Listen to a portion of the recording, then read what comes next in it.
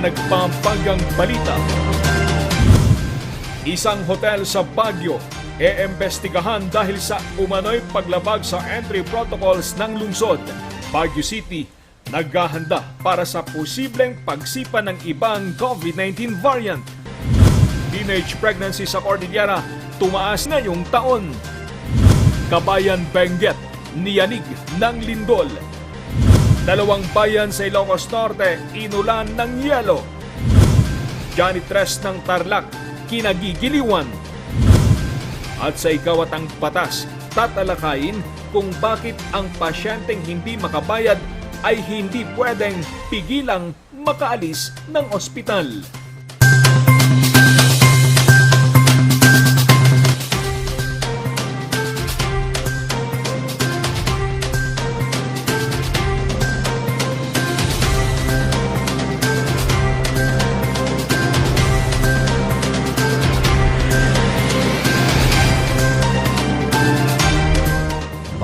From the studio of RNG Luzon, this is Luzon Headlines.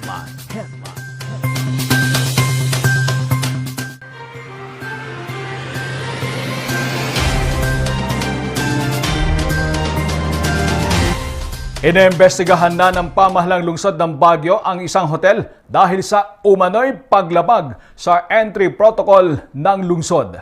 Ang buong detalye sa report ni Charles Limon. Tuloy-tuloy pa rin ang pagtanggap ng pamahalang lungsod ng mga turista sa Baguio. Pero iniimbestigahan ngayon ang isang hotel dahil sa umano'y paglabag nito sa entry protocols ng lungsod. Inireklamo ito sa pamahalang lungsod dahil umano sa pagtanggap nito ng mga guest na hindi pa dumadaan sa central triage ng lungsod. Ang problema pa, positibo ito sa COVID-19. Ayon sa report, umakyat noong Miyerkules ng nakarang linggo ang 4 na turista mula sa Quezon City. Dumiretso ito sa isang hotel sa Baguio. Tinanggap naman ng hotel ang mga turista. Pagkatapos mag-check-in, ay doon lang dumiretso sa central triage ng lungsod. Sa isinagawang antigen test, isa ang nagpositibo sa COVID-19. Agad itong pinabalik sa Quezon City habang binabantayan naman ang kalagayan ng mga kasama nitong 3. Ayon kay Dr. Celia Flor Brillantes, kailangan munang unahin ang central triage bago magpunta ang mga turista sa anumang hotel sa lungsod. When they reserve, approval kaagad ng mga hotels. And there's a miscommunication, and it's misunderstood that if the hotels approved of it, no more for triage, no. But it's good that our hotel owners are very cooperative naman. They send back the tourists to the triage for the antigen test. Kasi importante yun eh. One more thing, syempre, pagka they accept the tourists and they don't know their status on their antigen, tapos nag-positive, syempre yung mga ibang mga guests sa kanilang hotels will be affected also. Yeah. Do you have a lot of cases na ganito or mangilan-ilan? Mangilan niyan lang because of course parang they felt that they had already the power to accept the tourists, no, on their own terms, no. But we reiterated to the tourism office that even if the hotels approved of it, they still have to go through triage, no.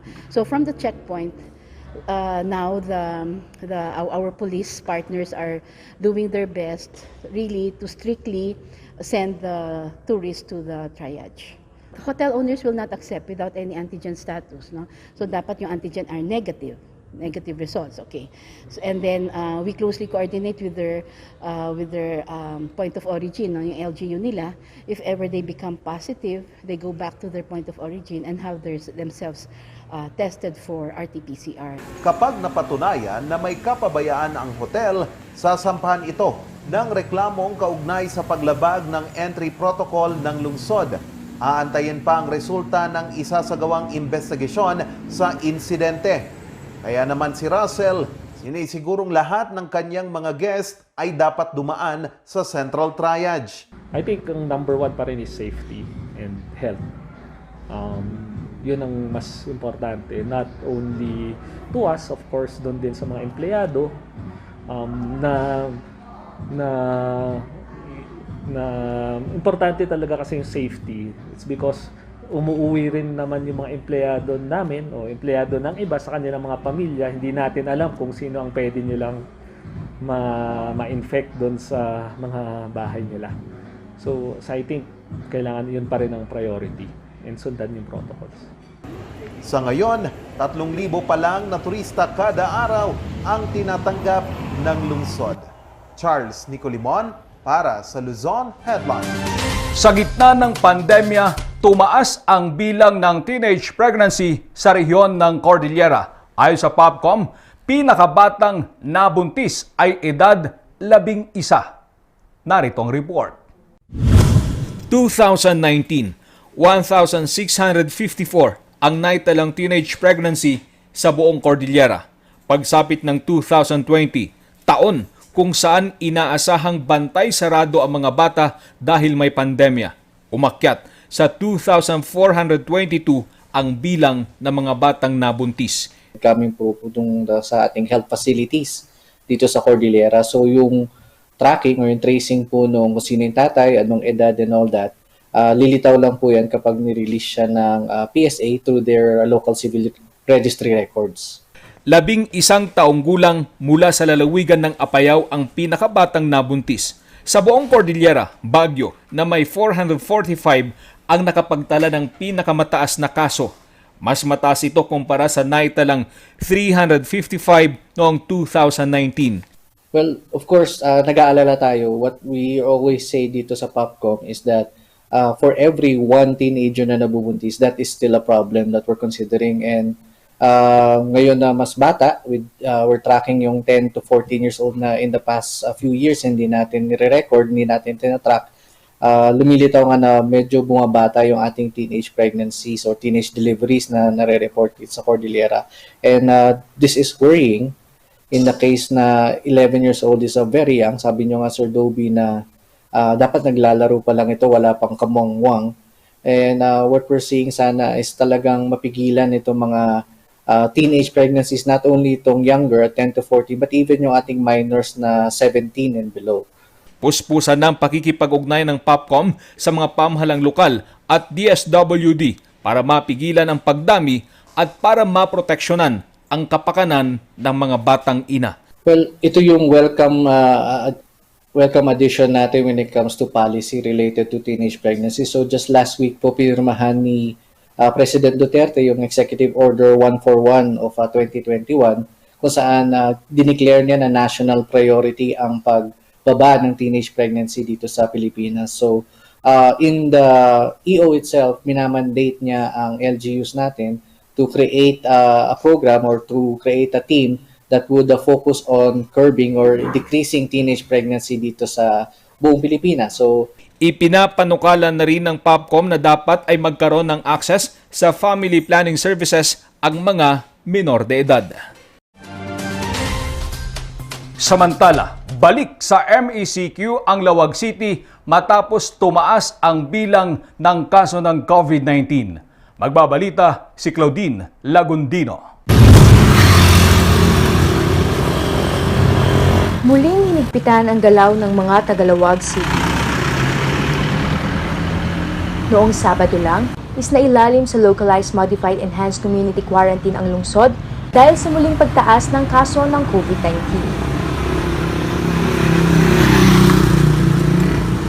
Ayon sa Communications and Media Affairs ng Lawag, pumalo na sa 377 ang bilang ng mga nagpositibo. We have started the MECQ and implemented the ECQ protocol. So lahat po ng guidelines ng ECQ is ginampanan po natin, such as yung pag-establish ng border control points so that we could evaluate and determine the people coming from other places, especially other municipalities, to come in here in Lawag City. So we evaluate them, we ensure that they are only authorized person outside residence and those who are working in a permitted establishments. Sinimulan naman kahapon, Hulyo 12, ang intrazonal movement ng mga pampublikong sasakyan at ang clustering ng mga barangay sa pagbili ng essential goods at mga serbisyo. Ramdam na ng mga residente ang epekto ng paghihigpit. Isa na rito ang tricycle driver na si Mang Maggie. Narigat isasaado minat nga tricycle driver at nga MDCQ kasi kadwan na nga daldalan kita dumadumang nga barangay Tilawag diyan nakabarikada tapos ang kami may mabalubusan nga rumwariti sila di Tilawag narigat may sabay-sabay itikarga kami ditong may isang tao lang mabalubusan nga rumwarkan may luwan ni so nga narigat ma'am di makasadaan. Noong Hulyo 8, nasa 281 ang active cases ng COVID-19 sa Lawag City. Claudine Labundino para sa Luzon Headlines. Sa Ilocos Sur, muli raw palalakasin ang industriya ng Abel Iloco. Ang kwento, hatid ni Nisel Benitez. Tutulungan ni Deputy Speaker Christine Singson Mihan ang industriya ng Abel Iloco sa bayan ng Santiago, Ilocos Sur sa pamamagitan ng pagpapalawak ng merkado, pagbibigay proteksyon sa industriya lalo na sa kompetisyon at branding o collective marking sa produkto ng Abel. Kasama ni Congressman Singson si Provincial Director Grace La Pastora ng Department of Trade and Industry. Kinausap nila ang halos 50 na umaabel ng bayan upang tulungan sila na mapabuti ang kanilang pamumuhay sa pamamagitan ng Abel.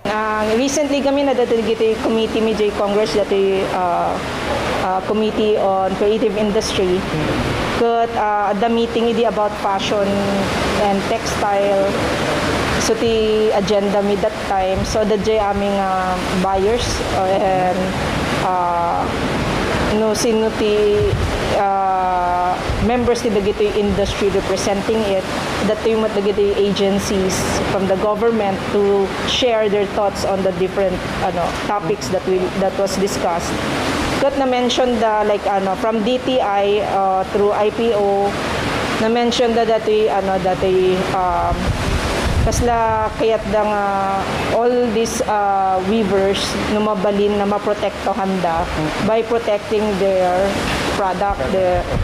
So DJ na discuss about the different weaves adagamin recent report na na-discuss mo nga meeting like in Cordillera DJ arami ti Cordillera tatan ada sumsumrot nga products na same design same motitura na cheaper that's coming from another country but it's competing with them so hana mayak for your own local industry na maapektuhan. So i-encourage dagiti weavers na mabalin ngaag-apply for a collective mark tap no maprotekta ni suda ti DTI through IPO. Sa nasabing dialogo, maraming bagay na napag-usapan kasama na ang mga problemang kinakaharap ng mga umaabel, kasama na rin ang mga posibleng hakbang upang matugunan ang mga problemang ito. Isa sa mga tinitignan ng ahensya ang pagbibigay ng trademark o branding sa mga produktong Abel at paggugrupo sa kanila upang matugunan ang mga demands ng mga buyer ng Abel. Ang Abel Iloco ngayon ay isang trend sa fashion. If you ask me what is the best quality of yung Santiago, yes, it's the quality. Best attribute niya is the very good craftsmanship, yung quality niya, and most especially yung ethnic design. Yung ethnic design niya, hindi madaling magaya. Nalaman din kay Director La Pastora na ang isa sa mga programa nila ay masigurado na magiging tuloy-tuloy ang tradisyon ito ng mga Ilocano sa pamamagitan ng paghahanap ng mga kabataan upang matraining sa pag-abel upang sila ang magiging susunod na henerasyon ng panagabel. Mula dito sa probinsya ng Ilocos Sur, Nisel Benitez para sa Luzon Headlines. Susunod, dalawang bayan sa Ilocos Norte, inulan ng yelo. At kabayan Benguet, niyanig ng lindol. Yan at iba pang balita sa pagbabalik ng Luzon Headlines.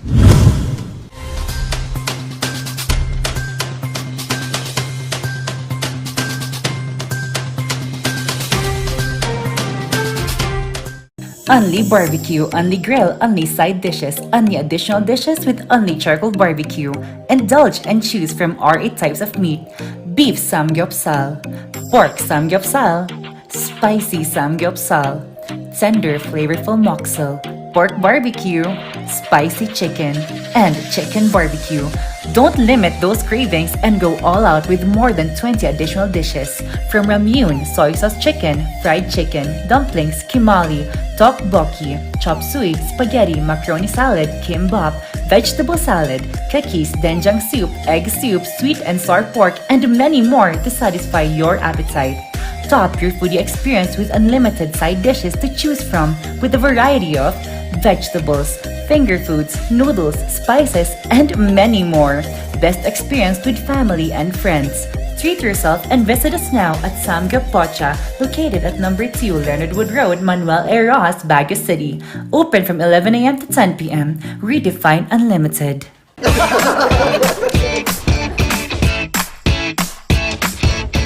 May panlaban na ako sa pimple dahil sa araw-araw na pet malungwer pa ng Kati Alice. Say hi to a new confidence with Kati Alice. Hear the music of the heart. Let all music take you there. The star will take you everywhere, bringing music closer to your heart. The star will take you there. Coronavirus. Dahil dito, may mga bagay na hindi mo na magagawa. Ngunit, may katuwang ka. PDA or Pau de Arco Herbal Capsule na may antiviral quercetin at immunity booster. Mag-PDA or Pau de Arco Herbal Capsule araw-araw para iwas sakit, iwas virus. PDA. Proteksyon, depensa, alay sa kalusugan. PDA or Pau de Arco Herbal Capsule is available in all leading drugstores nationwide. Another quality product of Aldrich Corporation.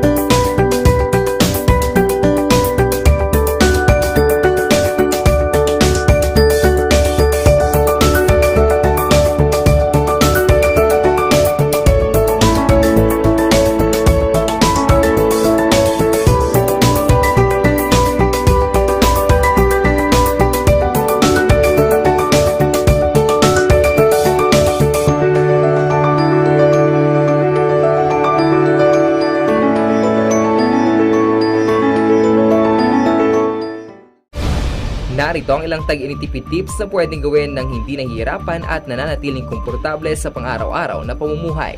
I-defrost ang ref kapag lampas na sa 1/4 pulgada ang yelo. I-check din mabuti ang pinto ng ref para masigurong hindi tumatagas ang lamig. Bawasan din na maggamit ng maraming ilaw. Linisin at tanggalin na lang dumi at alikabok sa mga bumbilya para mas maging maliwanag ang mga ito. Magtulungan tayong lahat sa mahusay na paggamit ng kuryente upang masigurong tuloy-tuloy na maihahatid ang kuryente saan man sa bansa. Isang paalala mula sa NGCP.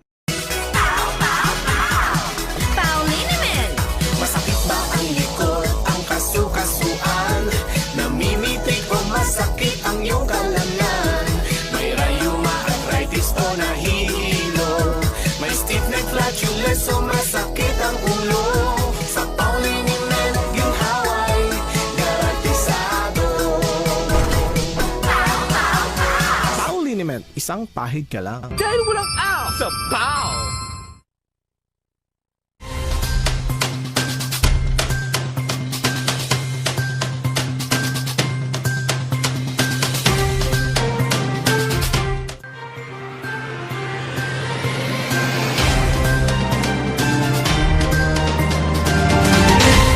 Pinangangambahan na ang pagsipa ng kaso ng COVID-19 sa Baguio City sakaling pumasok sa lungsod ang iba't ibang variant of concern. Magbabalik sa report si Charles Limon. Naglipana na sa iba't ibang parte ng bansa ang iba't ibang variants of concern. Sa Baguio, Alpha at Beta variant pa lamang ang nadidiskubre. Pero ayon kay Mayor Benjamin Magalong, kailangang paghandaan ng lungsod ang posibleng pagsipa ng kaso kapag nakapasok na ang Delta variant. Kaya inalerto na ni Mayor Benjamin Magalong ang lahat ng mga ospital sa lungsod. Nung last week, I think that was Wednesday, nag-text na ako sa mga hospitals natin because they have that, they are authorized to do the procurement. Nagsabi na ako sa kanila na we need to stock on the following. Sabi ko sa kanila on cannulas, airflow cannulas. Second is oxygen tanks. Third is remdesivir, tocilizumab.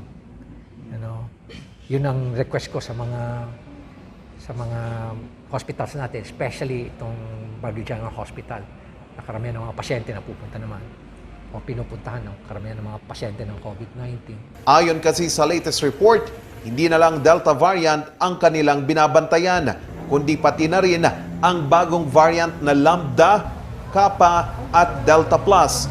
Mas nakakahawa ang mga nasabing variant kaysa sa Delta variant. Halimbawa, sa 10 taong na-expose, 4 ang maaaring hawaan.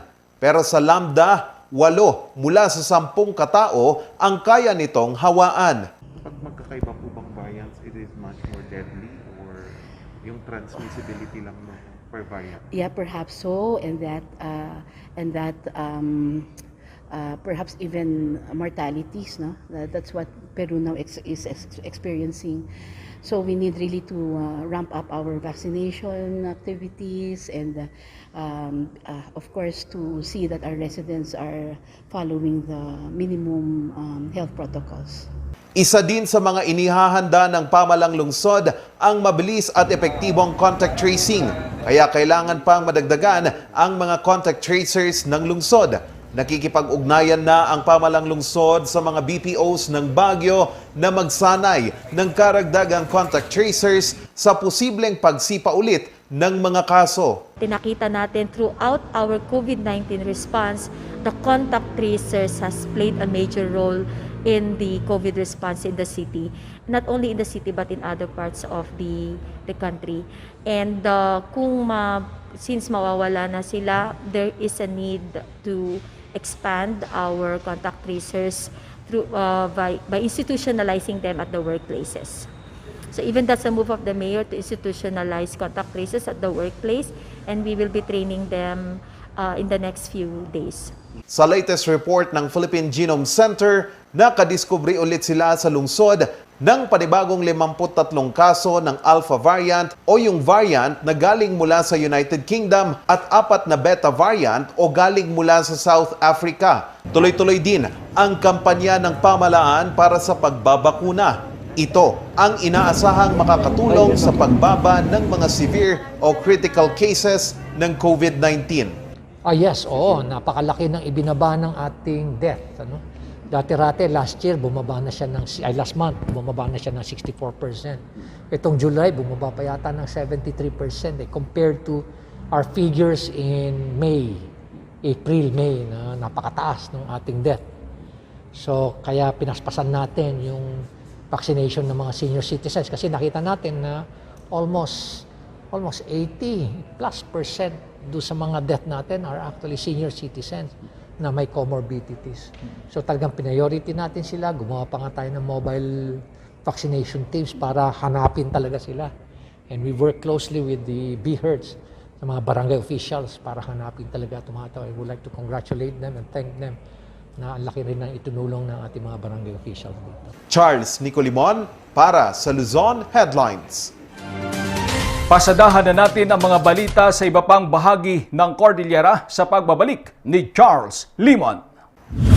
Niyanig ng magnitude 2.2 na lindol ang Kabayan Benguet alas 8:03 ng gabi kagabi. Base sa earthquake information na inilabas ng PHIVOLCS, walang naramdamang aftershocks at pinsala dahil sa pagyanig. Gayunpaman ay binabalaan pa rin ang publiko na maging maingat at alerto. Muli ay pinaalala na kapag may pagyanig, gawin ang duck, cover, and hold.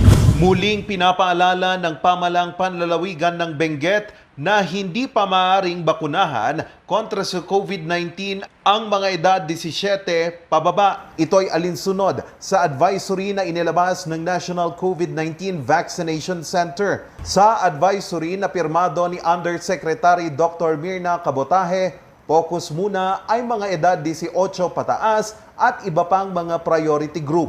Pansamantalang ipinatigil ang tourism activities sa bayan ng Dagyoman at Tinag-Abra dahil sa naitalang kaso ng COVID-19. May isang kaso ng COVID-19 sa Dagyoman, samantalang may 3 naman ang Tinag. Hulyo 8 nang ipatigil ang pagpasok ng mga turista sa Tinag. Makalipas ang 3 araw, itinigil na rin ang tourism activities sa bayan ng Dagyoman.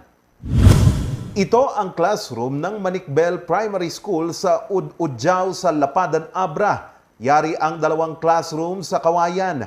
Ito ang pangalawang tahanan ng 16 na mag-aaral mula sa kinder hanggang grade 4. Matapos ang mahabang panahon, matutupad na ang pinapangarap ng konkretong classroom. Hulyo 6 nang bisitahin ito ng mga opisyal ng DepEd Central at DepEd Abra. Isasagawa ang konstruksyon habang wala pang face-to-face class. Charles Nicolimon para sa Luzon Headlines. Samantala, inulan ng yelo ang 2 bayan sa Ilocos Norte. Magbabalita si Riza Urbina.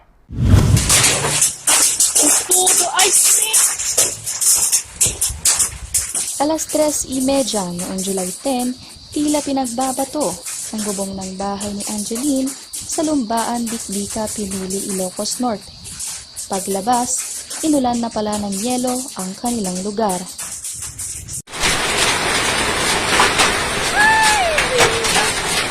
Nakadado nga ay sabog! Todo sa yelo!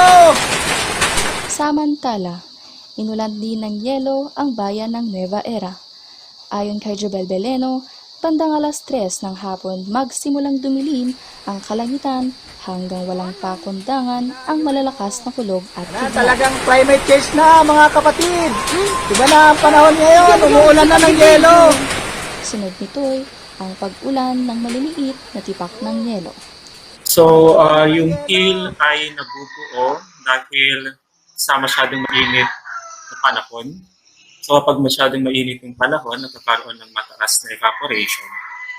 So kapag meron kang mataas na evaporation, mas maraming water vapor ang napupunta sa ating kalangitan at namumuo ng tinatawag natin na thunderstorm. So yung thunderstorm na to, mataas ang kanyang vertical height, pataas siya. At at a certain point, ang kanyang temperatura ay mas mababa or umaabot sa freezing point. Crystal matilangana! Crystal langana!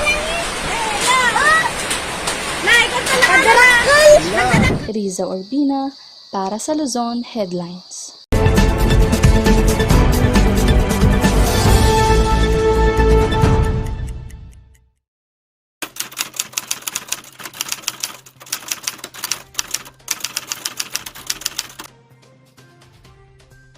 Yung mga na-hospital na ating mga kababayan at gusto nang umuwi pero walang pambayad ay pinipigilan ng mga ospital na lumabas.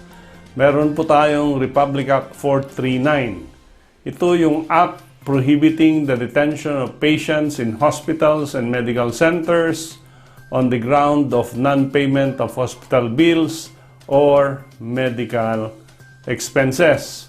So, under this Republic Act 439, ano yung mga elemento na dapat na present dito para maka-avail ka ng Republic Act 439? Number 1, the patient must have fully or partially recovered.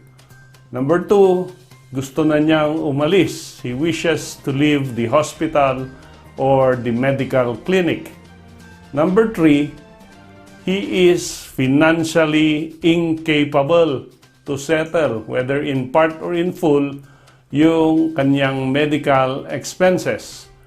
Number 4, the hospitalization expenses na sinasabi natin, including professional fees and medicine. So pag sinabi natin hospital expenses, pati bayad ng doktor, pati bayad ng gamot, are under the definition ng hospital expenses. And number 5, yung pasyente should, yan ang sabi ng law, should be allowed to leave the hospital or medical clinic. Ano yung mga kondisyones para siya ay pwedeng payagan lumabas kahit may utang siya sa hospital bills? Number 1, dapat gagawa siya ng promissory note. At yung promissory note, meron itong mortgage, meaning meron kayong lupa na iiwan at isasanla doon sa hospital to guarantee payment of your obligation. Kung wala kayong lupa, then you must have a co-maker. Ano yung co-maker or yung guarantor na sinasabi? Siya yung pipirma doon sa hospital na ina-assure niya na babayaran nyo ng pasyente yung hospital bills. So, ang nagko-co-maker o nag-guarantor, joint and solidary yung kanyang obligation. Pag hindi nakabayad yung pasyente, then yung co-maker ang magbabayad sa lahat. Subject, of course, sa reimbursement galing from the patient.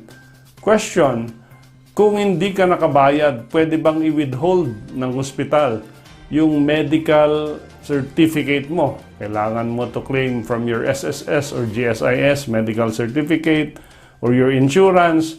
The answer is no. Hindi pwedeng i-withhold ng hospital ang medical certificate just because hindi ka nakabayad ng hospital bills. Ganyan din sa death certificate. Pag namatay yung pasyente, hindi pwedeng i-withhold ng hospital yung death certificate porque hindi nakabayad ang hospital bills ng pasyente. Ang problema lang dito sa Republic Act 439 na ito, pag ikaw ay in hospital using a private room, whether in government or private hospitals, you cannot avail of the provisions of Republic Act 439. However, in the city of Baguio, meron po tayong ordinance na pinasa noong araw na sinasabing itong provision ng Republic Act 439 ay mag-a-apply to all hospitals in the city of Baguio. So, again, there might be a question whether the ordinance can amend the national law, but in the meantime na hindi pa siya nare-repeal, hindi siya declared null and void by the court, ang personal opinion natin dito pwedeng i-invoke ang ordinance na ito in the city of Baguio even if you are confined in a private hospital.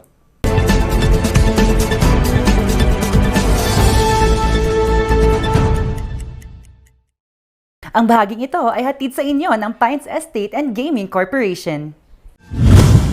Susunod, Johnny Tres ng Tarlac, kinagigiliwan online kung bakit alamin sa pagbabalik ng Luzon Headlines.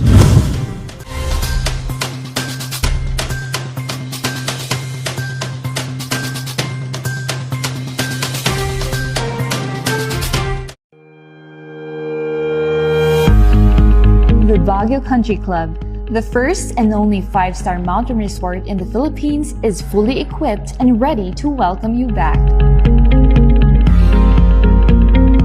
The club has thoroughly worked on adapting to the new normal. The usage of any of the facilities and amenities of the club is governed with specific rules, regulations, and procedures in accordance to the medical, physical distancing, and disinfecting protocols. And as you return back here to your second home and make new memories with us, we assure you that at the Baguio Country Club, you do not have to worry because we can assure you that the club continuously puts great importance to the health, safety, and wellness of its members, guests, and employees.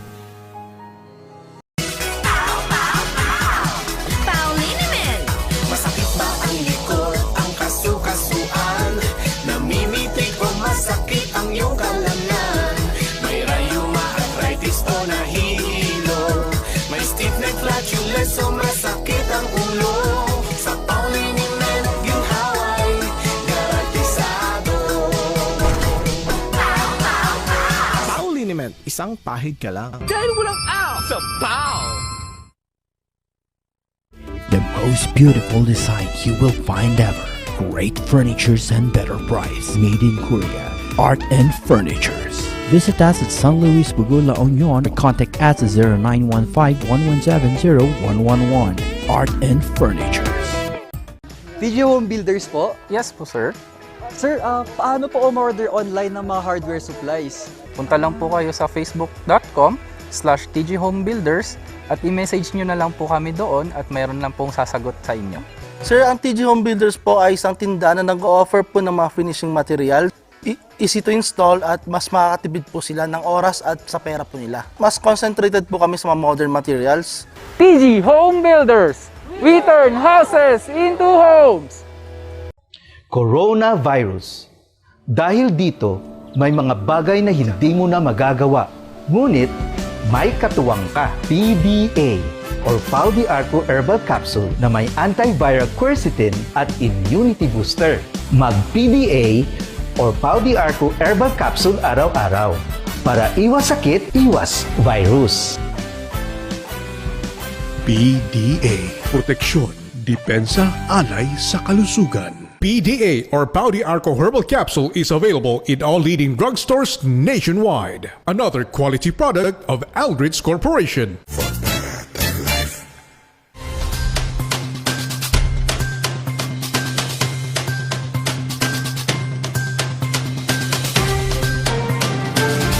Usap-usapan po ngayon sa social media ang isang janitress ng Tarlac. Kung bakit, alamin sa report ni Christian Zamora. Kinagigiliwan ngayon ng mga netizen ang mga larawan ni Malu Candelaria. Janitress siya sa isang paaralan sa San Manuel, Tarlac. Kasunod ito ng pagkalat ng letrato niya na tila isang model. Kuha ito mismo ng kanilang punong guro, si Art B. Samson. Desisyonan na po na magkaroon daw ng pictorial. Then, yung turn na po ni Madam Malu ng aming utility, siya na po yung pipicturan. Talagang nag-posing na po siya. At talagang nakitaan namin na, wow, meron pong talent sa posing po itong aming utility. Ayon kay Candelaria, katuwaan lang ang lahat. Kaya hindi siya makapaniwalang ganoon ang kinalabasan ng kanyang mga larawan. Nagulat ako, nakita ko yung mga picture ko, nag-viral na pala. Ang ganda-ganda ko doon. Isa lang akong utility, hindi ko akalain na sisikat pala ako. Malaking pasalamat naman niya na kahit papaano ay nagkaroon siya ng makeover at nasubukan niyang maging model kahit sa loob lamang ng paaralan. Christian Zamora para sa Luzon Headlines. At yan ang mga balitang nakalap ng Luzon Headlines ngayong araw. Maraming salamat at muli, magandang gabi po sa ating lahat.